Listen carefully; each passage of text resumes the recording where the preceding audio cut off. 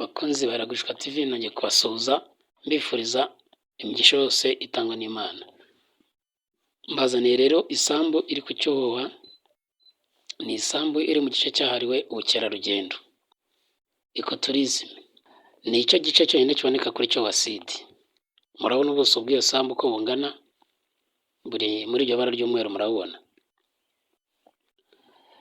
Ni isambu yegereye camping site isanzwe ihari, isanzwe ikora nguko isambu ishushanyije. Murabona ya camping site ngiyo ku ruhande, murabona hari inyubako.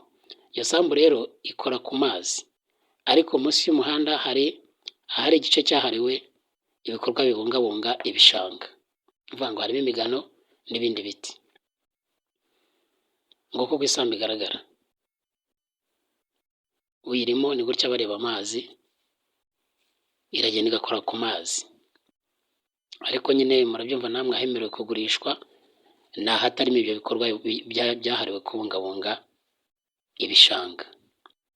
Ariko uguze isambu n'ahandi haba ari ahe, ariko mu buryo butari mu buryo ataba hafitiye icyangombwa.